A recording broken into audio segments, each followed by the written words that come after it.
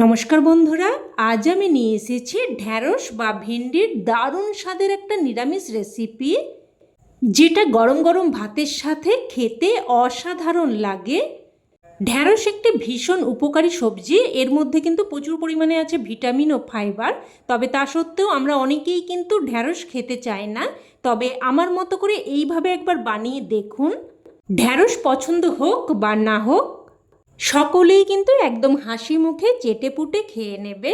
আর বানানোর পদ্ধতিও কিন্তু একদমই সহজ ও সাধারণ। বাড়িতে থাকা সাধারণ কয়েকটা ঘরোয়া উপকরণ দিয়ে এটা তৈরিও হয়ে যায়। তো প্রথমেই আমি এখানে প্রায় 400 গ্রাম মতো ঢ্যাঁড়স নিয়েছি। আর দেখুন, এখানে কিন্তু একদম কচি ঢ্যাঁড়স নিয়েছি। খুব সহজেই কিন্তু ভেঙে যাচ্ছে। এইভাবে যদি খুব সহজে ঢ্যাঁড়স ভেঙে যায়, তাহলে বুঝবেন ঢ্যাঁড়সগুলো কিন্তু একদমই কচি ও টাটকা। তো প্রথমে কিন্তু আমি ঢ্যাঁড়সগুলোকে খুব ভালোভাবে ধুয়ে নিয়েছি, তারপর কিন্তু একদম ভালোভাবে মুছে নিয়েছি। দেখুন, ঢ্যাঁড়সের মধ্যে কিন্তু কোনো রকম জল লেগে নেই। তারপর ঢ্যাঁড়সগুলোকে দেখুন এইভাবে একটু লম্বা লম্বা করে কেটে নিচ্ছি। একদম কিন্তু ছোট ছোট করে কাটিনি, ঠিক এই রকম সাইজ মতো করে কেটে নিয়েছি। এবার এগুলো একটা প্লেটের মধ্যে উঠিয়ে রাখলাম। এবার এদিকে গ্যাস অন করে কড়াই বসিয়ে আমি সামান্য একটু সর্ষের তেল দিয়ে দিয়েছি। তো তেলটাকে একদম ভালোভাবে গরম করে নিয়ে এবার এর মধ্যে কেটে রাখা ঢ্যাঁড়সগুলো দিয়ে দিচ্ছি অল্প একটু লবণ আর অল্প একটু হলুদ গুঁড়ো। লবণ আর হলুদ গুঁড়োটা দিয়ে ভালোভাবে মিশিয়ে নিয়ে এবার লো টু মিডিয়াম ফ্লেমে ঢ্যাঁড়সগুলোকে কিন্তু ঢাকনা দিয়ে দিয়ে প্রায় 4 থেকে 5 মিনিট অবধি ভেজে নেব। আর এই সময় আমি একটা মশলা তৈরি করে নেব। তো একটা পাত্রের মধ্যে নিয়ে নিলাম হাফ চামচ মতো সাদা বা হলুদ সর্ষে, হাফ চামচ মতো কালো সর্ষে, অল্প একটু আদাটা কিন্তু একদমই সামান্য একটুই দিতে হবে, দুটো কাঁচা লঙ্কা, তবে ঝালটা কিন্তু অবশ্যই আপনারা আপনাদের স্বাদ অনুযায়ী দিয়ে দেবেন, আর দিয়ে দিলাম হাফ চামচ গোটা জিরে। এবার এগুলোকে আমি শিলেতে করে বেটে নেব। তবে আপনারা চাইলে কিন্তু মিক্সার গ্রাইন্ডারে করেও বেটে নিতে পারেন। তো সেক্ষেত্রে প্রথমে মিক্সিং জারটা একবার ঘুরিয়ে তারপর কিন্তু অল্প একটু করে জল দিয়ে পেস্ট করে নেবেন। তো দেখুন, একদম কিন্তু মিহি করে আমি বেটে নিয়েছি। এবার এটা একটা পাত্রের মধ্যে উঠিয়ে রাখলাম। আর এদিকে কিন্তু প্রায় 4 থেকে 5 মিনিট মতো ঢেকে ঢেকে ঢ্যাঁড়সগুলো আমি ভেজে নিয়েছি। দেখুন, ঢ্যাঁড়সগুলো খুব সুন্দরভাবে ভাজা হয়ে গেছে। তো এবার ঢ্যাঁড়সগুলো উঠিয়ে নিচ্ছি। উঠিয়ে নিয়ে এবার ওই কড়াইয়ের মধ্যে আবারও দিয়ে দিলাম ছোটো চামচের 2 চামচ মতো সর্ষের তেল। ফোড়নে দিয়ে দিলাম হাফ চামচ মতো কালো জিরে, আর একটা শুকনো লঙ্কাকে দুটুকরো করে দিয়ে দিয়েছি। তো এবার ফোড়নটাকে নাড়াচাড়া করে কয়েক সেকেন্ড ভেজে নেব। ফোড়নটা ভেজে নিয়ে এখানে দিয়ে দিচ্ছি আলু। এখানে আমি দুটো মিডিয়াম সাইজের আলুকে দেখুন এইভাবে লম্বা লম্বা টুকরো করে কেটে নিয়েছি। তবে আপনারা কিন্তু আলু ছাড়াও রান্নাটা করতে পারেন। তো নাড়াচাড়া করে একটু মিশিয়ে নিয়ে এবার একটা ঢাকনা দিয়ে দিয়ে মিডিয়াম ফ্লেমে আলুগুলোকে প্রায় 2-3 মিনিট মতো ভেজে নেব। তো ঢাকনা দিয়ে প্রায় 2-3 মিনিট মতো আলুগুলোকে ভেজে নিয়েছি। দেখুন, আলুর মধ্যে কিন্তু একটা খুব সুন্দর কোটিং পড়ে গেছে। তো এবার এখানে দিয়ে দিচ্ছি একটা মিডিয়াম সাইজের কুচানো টমেটোটা দিয়েও নাড়াচাড়া করে একটু ভেজে নেব। মোটামুটি টমেটোর কাঁচা গন্ধটা চলে যাবে আর টমেটোগুলো একটু নরম হয়ে যাবে, সেই অবধি ভেজে নেব। তো টমেটোটা একটু ভেজে নিয়ে এবার এর মধ্যে বেটে রাখা মশলাটা দিয়ে দিলাম। মশলার বাটি ধুয়ে অল্প একটু জলও দিয়ে দিলাম। এবার দিয়ে দিলাম এখানে স্বাদ অনুযায়ী লবণ, আর তরকারির সমস্ত লবণটা আমি এখনই দিয়ে দিলাম হাফ চামচ মতো হলুদ গুঁড়ো, হাফ চামচ মতো কাশ্মীরি লঙ্কার গুঁড়ো। আর এই লঙ্কার গুঁড়োতে কিন্তু ঝাল বেশি হবে না, তবে তরকারির কালারটা সুন্দর আসবে। তো সব কিছু মিশিয়ে নিয়ে এবার ঢাকনা দিয়ে দিয়ে মশলাটাকে কিন্তু প্রায় 2 থেকে 3 মিনিট অবধি কষিয়ে নিয়েছি। দেখুন, মশলাটা কিন্তু খুব সুন্দরভাবে কষানো হয়ে গেছে, আর এইভাবে খুব সুন্দরভাবে কিন্তু কষিয়ে নিতে হবে।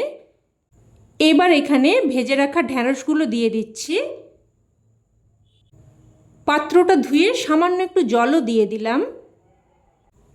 এবার সব কিছু আবারও নাড়াচাড়া করে মিশিয়ে নিয়ে একটু কষিয়ে নেব। আর এইভাবে কিন্তু বারবার কষিয়ে নিয়ে রান্না করলে যে কোনো সাধারণ রান্নার স্বাদও কিন্তু একদম অসাধারণ হয়ে যায়। আর এই তরকারিতে কিন্তু একটা স্পেশাল মশলা পড়বে, তো আপনারা অবশ্যই শেষ পর্যন্ত ভিডিওটা দেখতে থাকুন, না হলে কিন্তু কিছুই বুঝতে পারবেন না। আর আপনাদেরকে অনুরোধ করব, এই রান্নাটা কিন্তু অবশ্যই একবার হলেও এইভাবে বানিয়ে দেখবেন। খেতে অসম্ভব টেস্টি হয়। তো দেখুন খুব সুন্দরভাবে আমি মশলার সাথে ঢ্যাঁড়স আলু কষিয়ে নিয়েছি।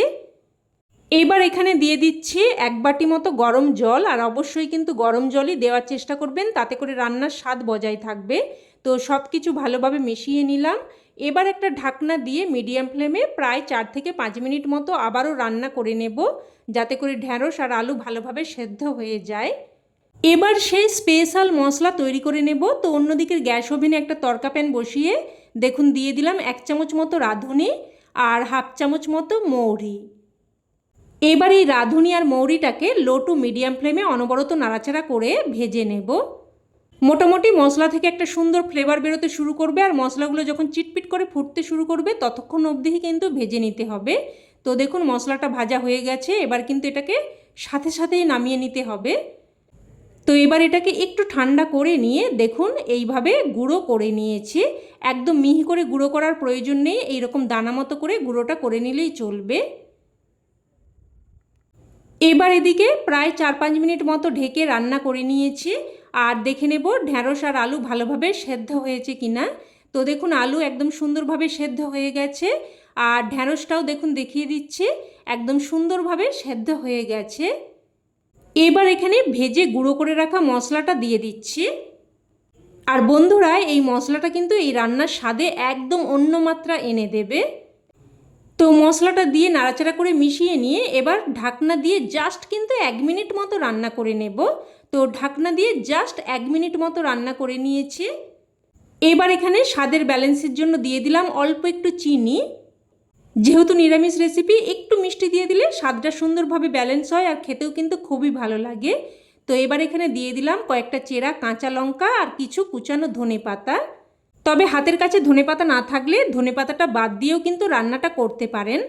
তো চেরা কাঁচা লঙ্কা আর কুচানো ধনেপাতাটা দিয়ে ভালোভাবে মিশিয়ে নিয়ে এবার এখানে সবশেষে দিয়ে দিচ্ছি 1 চামচ মতো কাঁচা সর্ষের তেল। আর বন্ধুরা এই সময় কিন্তু একটা দারুণ ফ্লেভার বেরিয়েছে, আপনারা যখন রান্নাটা করবেন এটা ফিল করতে পারবেন। তো কাঁচা সর্ষের তেলটা দিয়ে মিশিয়ে নিয়ে এবার গ্যাসের ফ্লেম বন্ধ করে একটা ঢাকনা দিয়ে স্ট্যান্ডিং টাইমে রেখে দিলেই রান্না কিন্তু একদম তৈরি। এবার এটা গরমাগরম ভাতের সাথে পরিবেশন করুন, খেতে কিন্তু জাস্ট ফাটাফাটি লাগে। তবে এটা কিন্তু আপনারা রুটির সাথেও খেতে পারেন। তবে আমার কথাই নয়, অবশ্যই আপনারা এইভাবে একবার বানিয়ে দেখুন, তবেই কিন্তু এর স্বাদ আপনারা উপলব্ধি করতে পারবেন। তো রেসিপি কেমন লাগলো অবশ্যই কমেন্টে জানাবেন, আর ভালো লেগে থাকলে প্লিজ একটা লাইক দিয়ে দেবেন, আর চাইলে অন্যান্য বন্ধুবান্ধবদের সাথে শেয়ারও করতে পারেন। আর চ্যানেলের নতুন বন্ধু হয়ে থাকলে চ্যানেলটি অবশ্যই করে সাবস্ক্রাইব করে নেবেন। তো আজ এই অবধি, আবারও অন্য কোনো নতুন রেসিপিতে দেখা হবে। ততক্ষণে সকলে ভালো থাকবেন, সুস্থ থাকবেন, আর সকলকে ধন্যবাদ।